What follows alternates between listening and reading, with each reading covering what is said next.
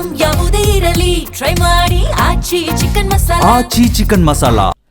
ಇನ್ನು ಭರ್ಜರಿಯಾಗಿ ಗೆಲುವನ್ನು ಸಾಧಿಸಿರುವಂಥದ್ದು ಮುಂಬೈ ತಂಡ 13 ವರ್ಷಗಳ ಬಳಿಕ ಮೊದಲ ಗೆಲುವಾಗತ್ತಾ ಇದು. ಅಂದರೆ IPLನ ಆರಂಭದ ಪಂದ್ಯವನ್ನು ಇದುವರೆಗೂ ಮುಂಬೈ ಗೆದ್ದೇ ಇಲ್ಲ. 13 ವರ್ಷಗಳ ಸೋಲಿನ ಓಟಕ್ಕೆ ಬ್ರೇಕ್ ಹಾಕಿದೆ ಮುಂಬೈ ಇಂಡಿಯನ್ಸ್. ಸೊ ಕೊನೆಗೂ IPLನ ಮೊದಲ ಪಂದ್ಯವನ್ನು ಭರ್ಜರಿಯಾಗಿ ಗೆದ್ದುಕೊಂಡಿದೆ. ಆರಂಭಿಕ ಆಟಗಾರರಾಗಿರುವಂಥ ರೋಹಿತ್ ಶರ್ಮಾ ಮತ್ತು ರಿಕಲ್ಟನ್ ಅವರ ಸ್ಫೋಟಕ ಅರ್ಧಶತಕದ ಆಟದ ನೆರವಿನಿಂದ ಕೋಲ್ಕತ್ತಾ ವಿರುದ್ಧ 6 ವಿಕೆಟ್ಗಳ ಜಯ ಸಾಧಿಸಿದೆ.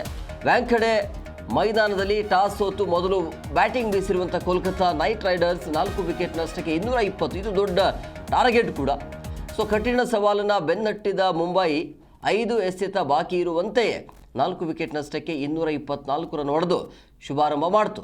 ಸೊ 6 ಓವರಿನ ಏನು ಪವರ್ ಪ್ಲೇ ಇರುತ್ತಲ್ಲ, ಅಲ್ಲಿ 80 ರನ್ ಬಂದಿರುವಂಥ ಹಿನ್ನೆಲೆಯಲ್ಲಿ ಅದು ಈಜಿ ಆಯಿತು ಮುಂಬೈಗೆ.